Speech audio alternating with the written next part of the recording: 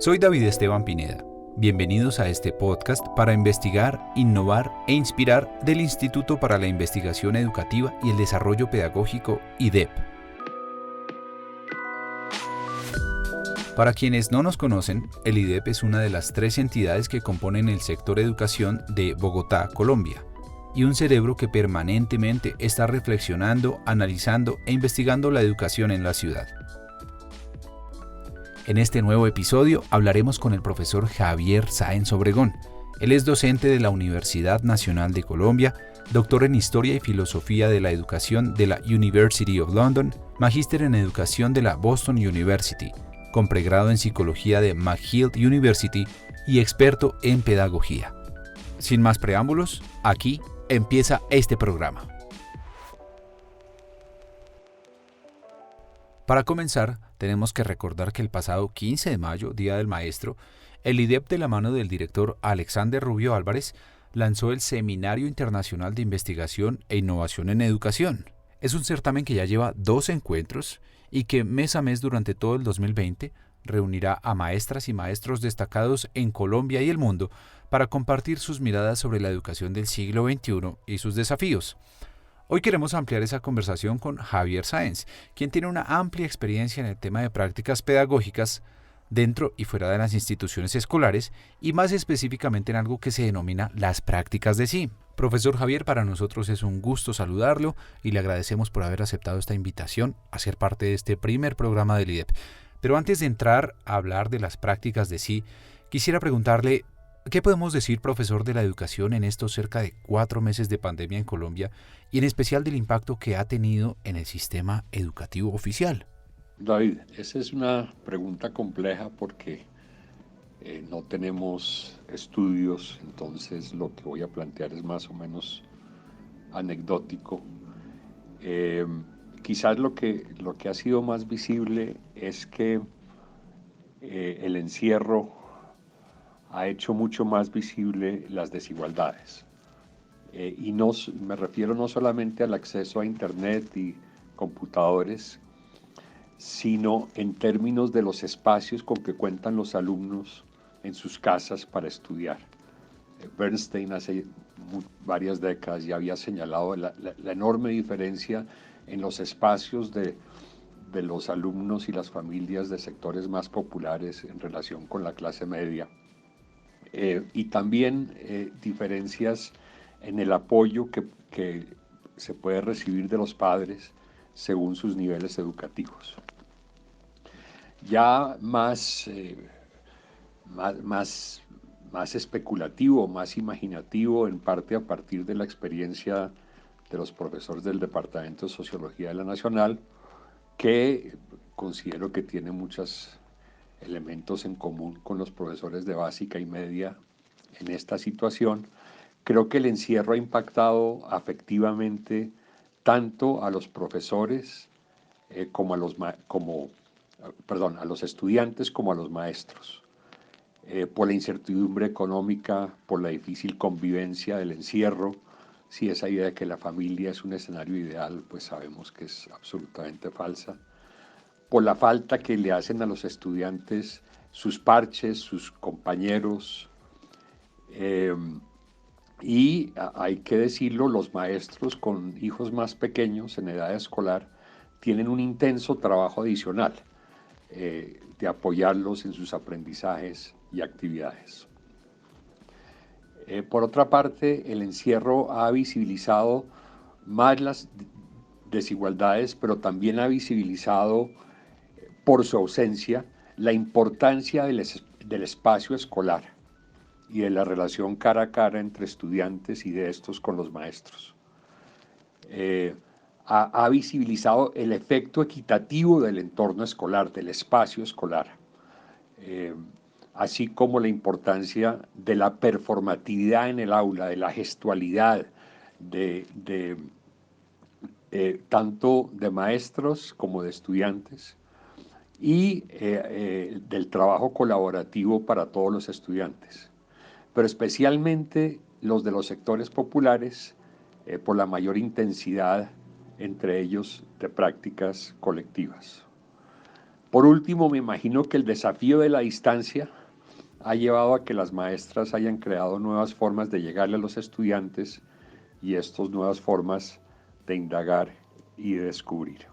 Profesor Javier, hay un tema al que usted como experto e investigador se ha referido en múltiples espacios y es el de las prácticas de sí. Cuéntenos por favor un poco acerca de estas prácticas. Sí, las prácticas de sí que suenan raros, el término suena raro, son algo bastante sencillo, son las acciones, es una definición de Foucault, las acciones de los individuos sobre sí mismos para transformarse o fijar su identidad.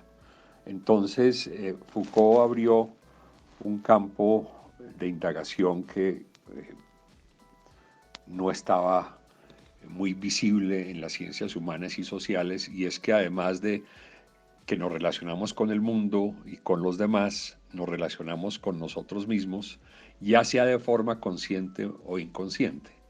Las prácticas de sí son formas conscientes de relacionarnos con nosotros mismos que probablemente han entrado más en el radar de los individuos en estas épocas de encierro y de aislamiento relativamente forzado.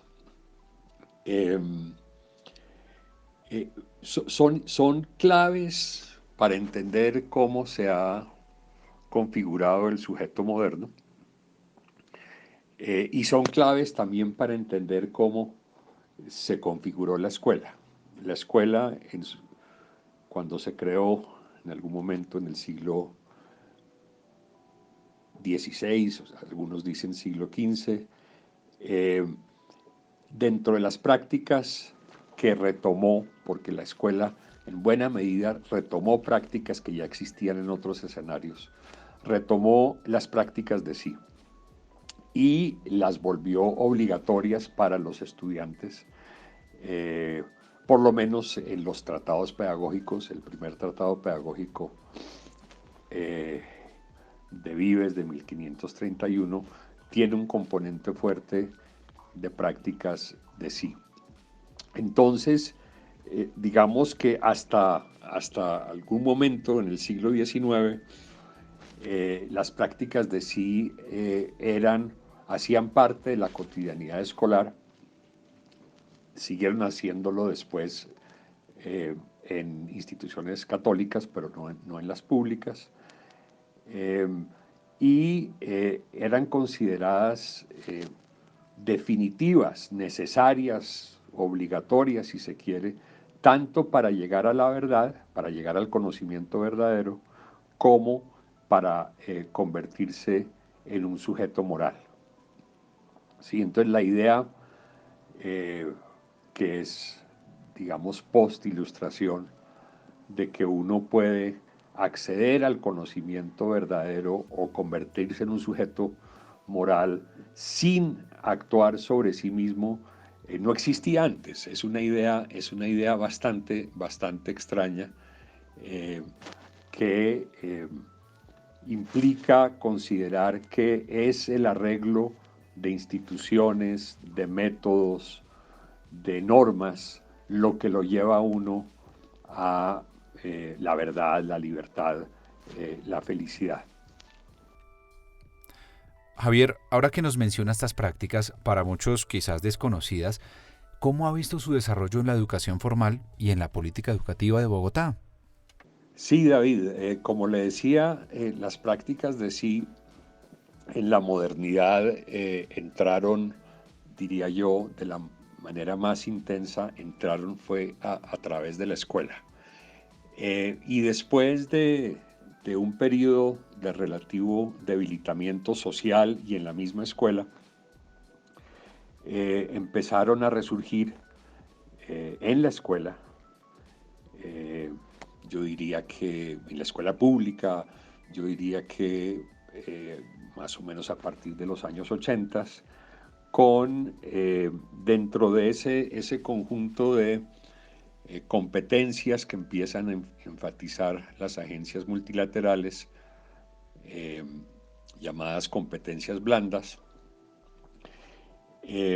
Y en Colombia, por ejemplo, se institucionalizan, se materializan en los estándares de competencias ciudadanas, eh, donde aparecen especialmente ligadas a la búsqueda de la paz y la convivencia, bajo la idea que los problemas, digamos, la psicologización de los problemas de conflicto y de convivencia, y que sí podemos pacificar, civilizar a los individuos, tendríamos, especialmente en el país, no hubiéramos tenido conflicto armado, y habría mucho menos violencia. Un poco la idea de que la violencia social es generada por la incapacidad de los individuos de controlar sus pasiones, ¿sí?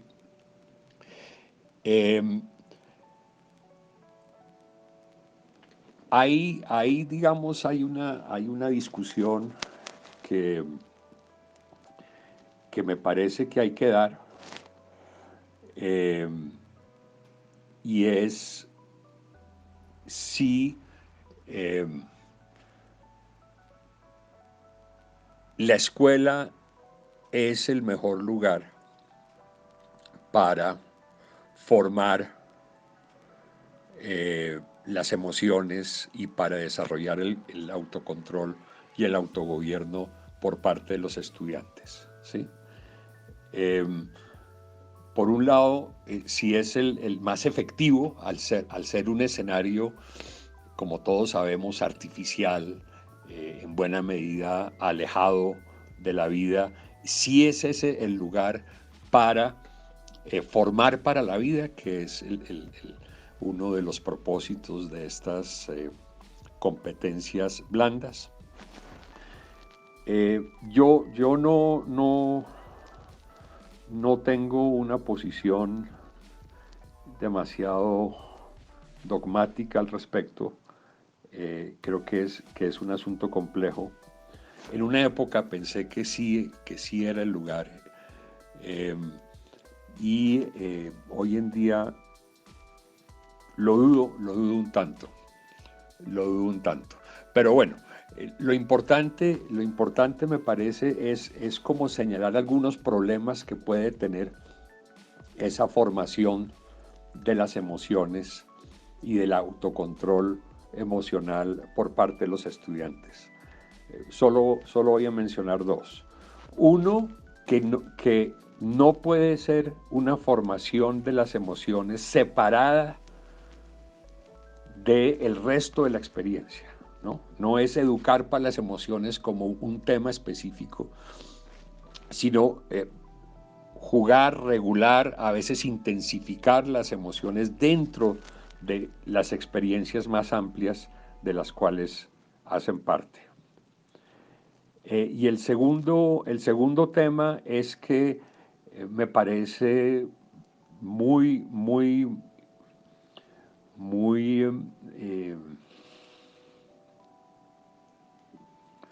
esquemático, muy pobre, la idea que está muy propagada, y no solamente en la escuela, sino en los programas de educación para la paz, de que hay emociones buenas y hay emociones malas, ¿sí? Y de que uno puede decir, por ejemplo, que la ira es una emoción mala, cuando sin ira, o si quieren más políticamente correcto llamarla indignación, no habría las fuerzas y los ímpetus de cambio social. No hubiéramos tenido los movimientos feministas, los movimientos antiesclavistas, etcétera, etcétera.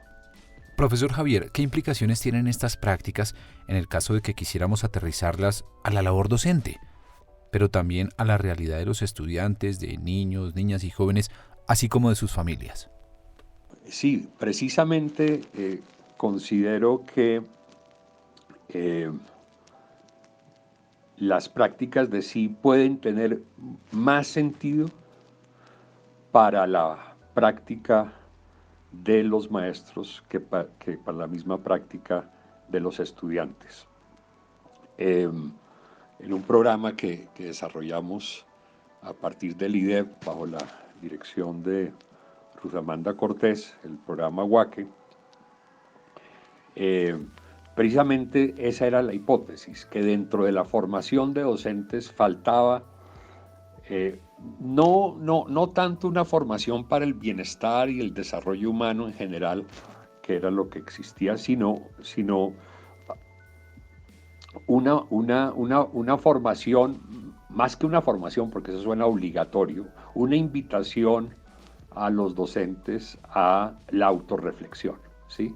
La autorreflexión ya no solamente como un ejercicio intelectual, como maestro, como portador del saber pedagógico, sino como persona, ¿sí? La reflexión sobre su vida cotidiana y la relación de esa vida cotidiana con la vida escolar, entre otros puntos. Y creo que con muchos otros programas que van en esa misma dirección, creo que ahí se encontró un deseo por parte de los docentes a indagar más sobre ellos mismos y a buscar transformaciones a través de la práctica docente, ¿sí? Un poco la idea de que la práctica pedagógica no solamente debe transformar a los alumnos, o no solamente debe buscar transformar a los alumnos, sino buscar al docente mismo. Esa cogió mucha fuerza en los grupos que participaron de WACE.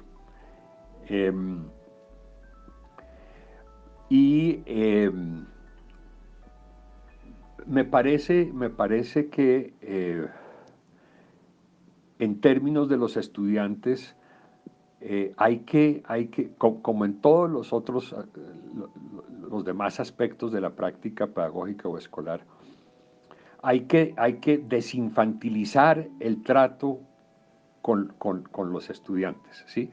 No hay que, o sea, imponerles unas prácticas, asumir que ellos no tienen ninguna autorreflexividad, asumir que no tienen ningún saber sobre sí mismos, entonces enseñarles formulitas baratas de cositas que si hacen van a estar tranquilos y van a estar felices. Yo creo que hay que tener una relación más de simetría y de reconocer la experiencia y el saber de los docentes, de los estudiantes. Especialmente yo creo que en los grupos, en bachillerato, cuando se arman combos, se arman grupos culturales, etcétera. Yo creo que ahí, sin que se le nombre como tal, hay una búsqueda colectiva, que no individual, de los estudiantes en su tiempo libre, en el recreo, por desarrollar procesos de autotransformación. Entonces creo que todo lo que haga la escuela debe conectarse con eso. Estas prácticas para transformarse pueden estar, por ejemplo, asociadas con la práctica del yoga, ¿o con qué otras disciplinas, profesor Javier?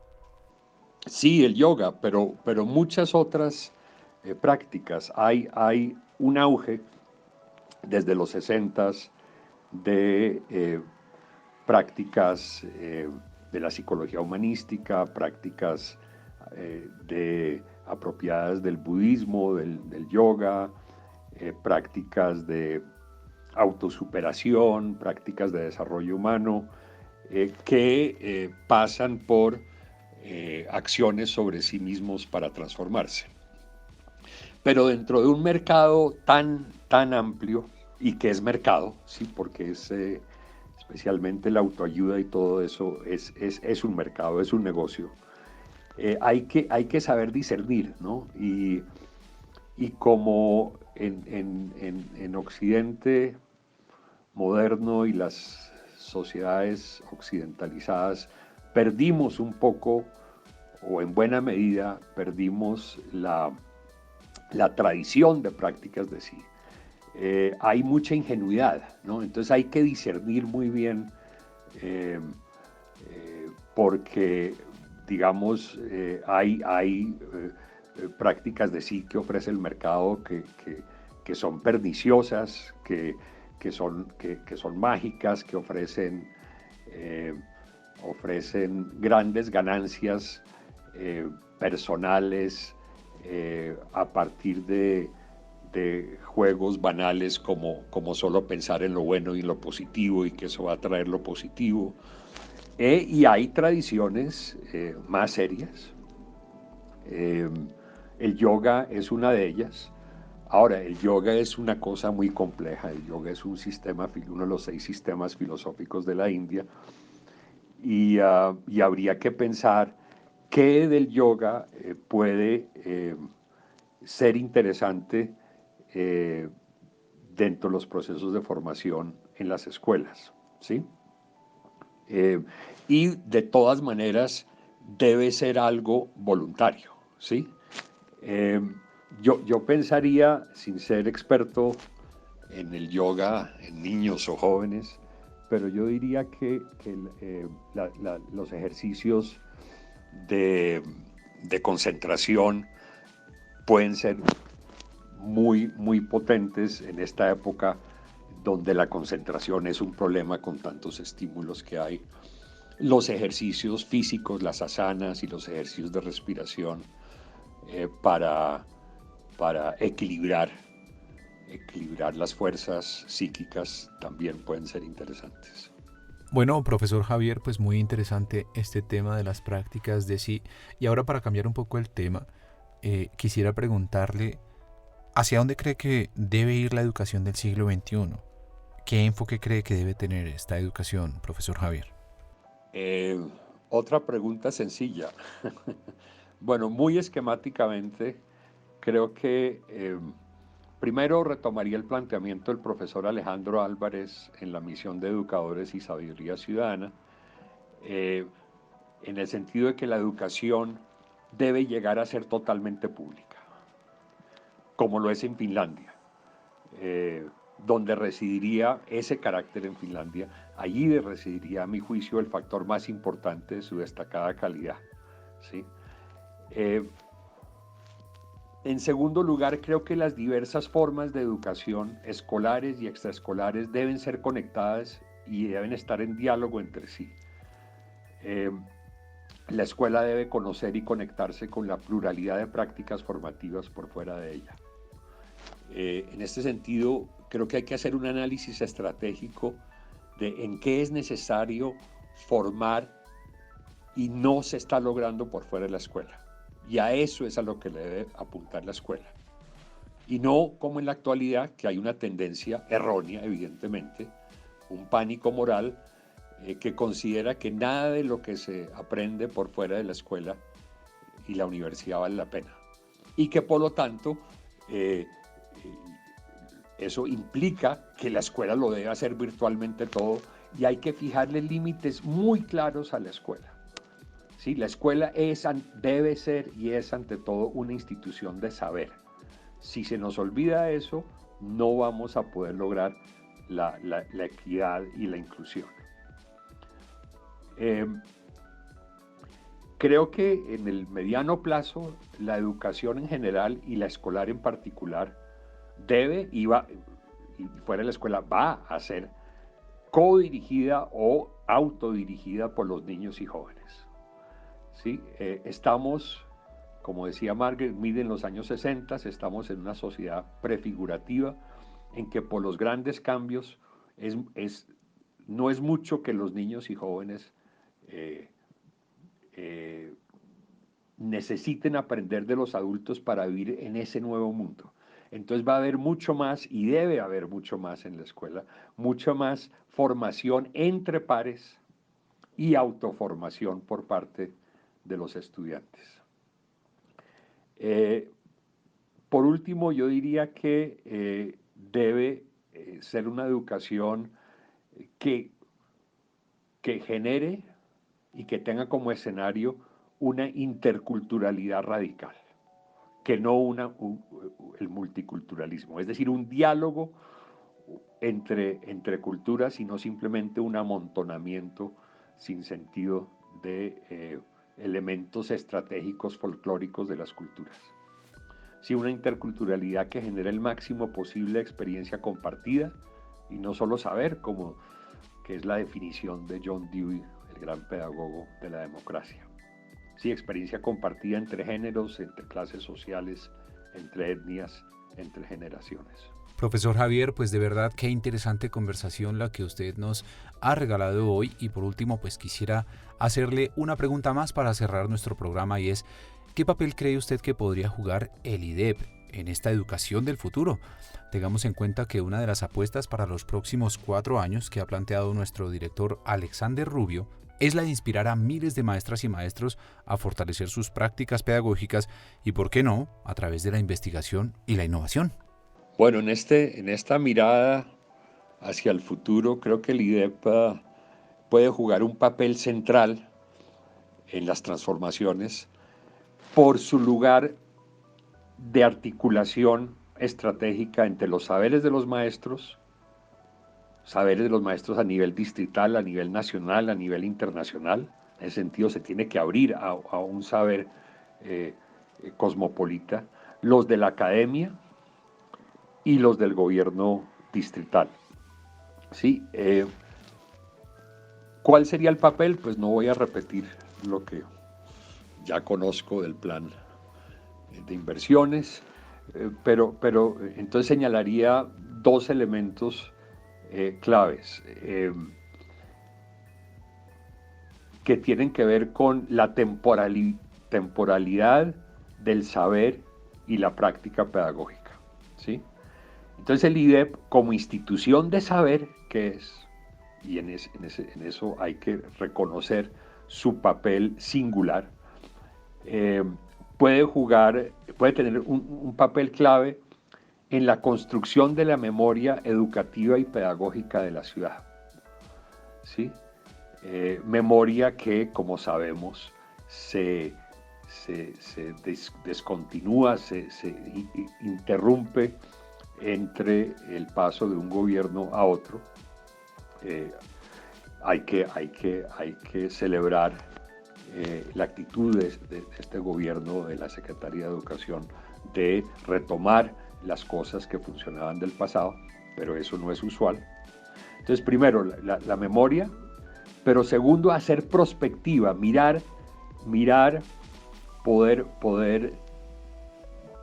ponerle la mano al pulso de hacia dónde van las transformaciones sociales y lo que esto implica para la educación y la pedagogía.